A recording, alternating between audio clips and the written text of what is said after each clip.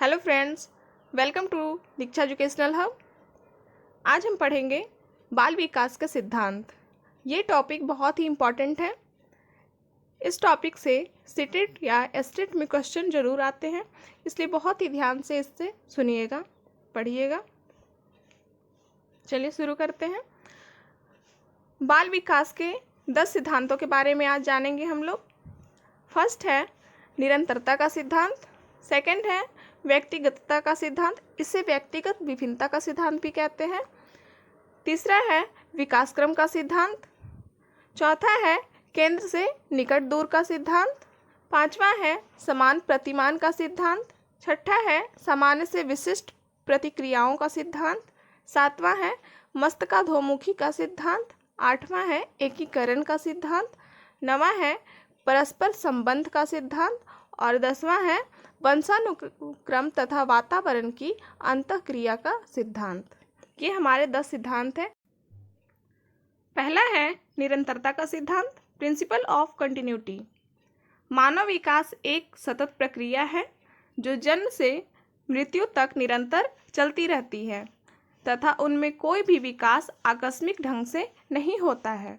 मानव विकास एक निरंतर चलने वाली प्रक्रिया है जो जन्म से लेकर मृत्यु तक निरंतर चलते रहती है।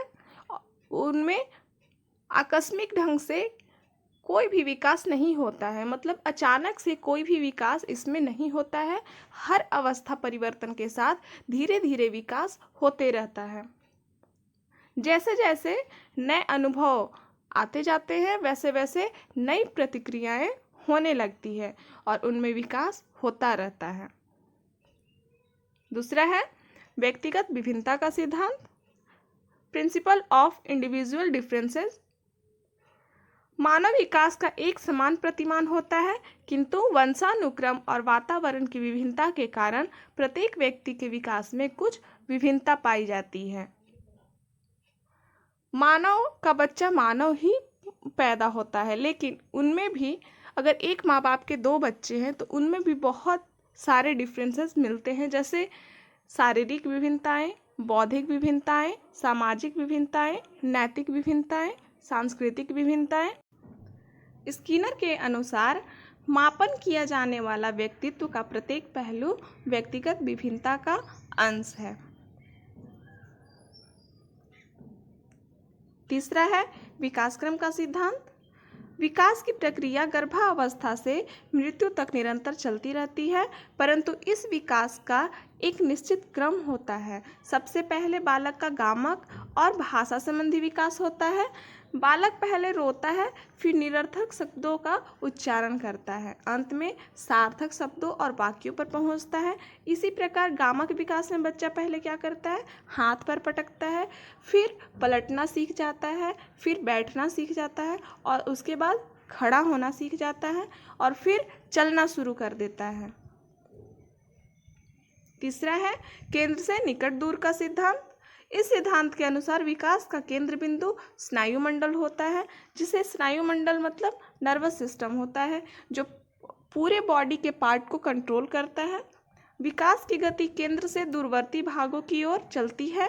पहले स्नायुमंडल का विकास होता है, पहले नर्वस सिस्टम का विकास होता है, फिर स्नायु के निकटवर्ती भाग हृदय, छाती आदि का विकास होता है।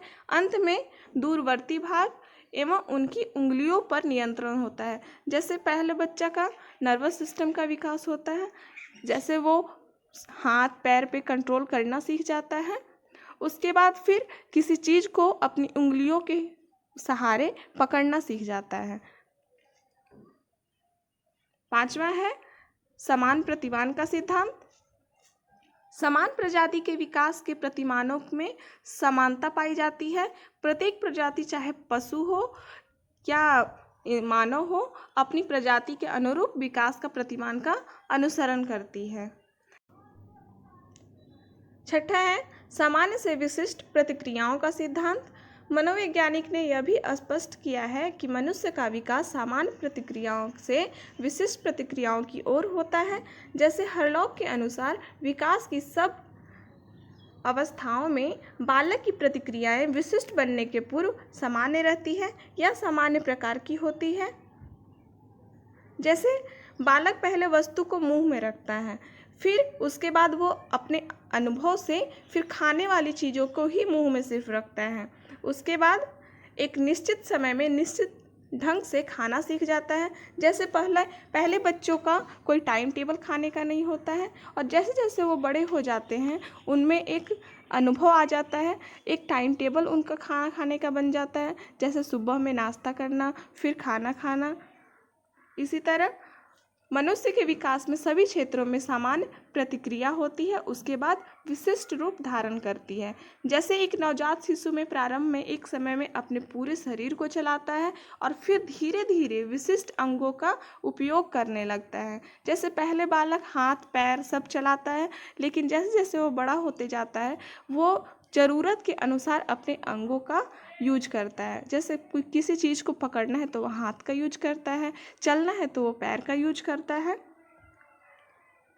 7वां है मस्तकाधोमुखी का सिद्धांत। इस सिद्धांत के अनुसार विकास की क्रिया सिर से प्रारंभ होकर पैरों की ओर आ जाती है, अर्थात विकास ऊपर से नीचे की ओर चलता है। गर्भ से पहले सिर विकसित होता है। गर्भ के बाद बालक सर्वप्रथम सिर को उठाता है, फिर धड़ और उसके बाद दूसरे अंगों जैसे पैर का हिलाना डुलाना सीख जाता है। फिर बैठना सीख जाता है और फिर चलना सीख जाता है, और फिर चलने के बाद बालक क्या करता है, दौड़ने लगता है। 8वां है एकीकरण का सिद्धांत। विकास की प्रक्रिया एकीकरण के सिद्धांत का पालन करती है। इसके अनुसार बालक अपने संपूर्ण अंगों और फिर अंग के भागों को चलाना सीखता है। इसके बाद उन भागों को एकीकरण करना सीखता है, जैसे सामान्य से विशेष की ओर बदलते हुए विशेष प्रतिक्रियाओं और चेष्टाओं को इकट्ठे रूप में प्रयोग में लाना सीख जाता है। जैसे एक बालक पूरे हाथ को, फिर उंगलियों को और फिर हाथ की उंगलियों को एक साथ चलाना सीख जाता है। 9वां है परस्पर संबंध का सिद्धांत। मनुष्य के शारीरिक, मानसिक, भाषाई, संवेगात्मक, सामाजिक और चारित्रिक सभी प्रकार के विकास पारस्परिक संबंध होता है और ये एक दूसरे पर निर्भर होते हैं और एक के साथ एक अन्य सबका विकास होता है। जैसे जैसे व्यक्ति के शरीर के बाहरी और आंतरिक अंगों का वृद्धि होता है, उनका आकार और भार बढ़ते जाता है, वैसे वैसे उनके शरीर के अंगों की कार्यक्षमता का विकास होता है तथा जैसे जैसे उनके शरीर के अंगों का विशेषकर ज्ञानेंद्रियों और कर्मेंद्रियों की कार्यक्षमता बढ़ती है, वैसे वैसे उनका मानसिक, भाषाई, संवेगात्मक, सामाजिक और चारित्रिक विकास भी होता है। इसके लिए आवश्यक है उचित वातावरण और शिक्षा का। उचित वातावरण और शिक्षा रहेगा तभी बच्चे का सर्वांगीण विकास हो पाएगा। 10वां है वंशानुक्रम तथा वातावरण की अंतःक्रिया का सिद्धांत। इस सिद्धांत के अनुसार बालक के विकास में वातावरण और आनुवंशिकता दोनों सापेक्षिक महत्व होता है। बालक के विकास के लिए हेरिडिटी और इन्वायरमेंट दोनों का होना बहुत ही जरूरी होता है। विकास दोनों की अंतःक्रिया का परिणाम होता है। जैसे किसी बीज में अंतर्निहित क्षमताओं को प्रस्फुटित होने के लिए मिट्टी, खाद, पानी, हवा की आवश्यकता होती है, उसी प्रकार बालक में आनुवंशिकता से जो क्षमताएं उपस्थित होती हैं उन्हें अच्छे वातावरण द्वारा ही पूर्ण रूप से विकसित किया जा सकता है। ये हैं बाल विकास के 10 सिद्धांत जो सीटेट या एस्टेट के लिए बहुत ही इम्पॉर्टेंट टॉपिक है, इसलिए आप लोग नोट कर लीजिएगा इस चीज़ को।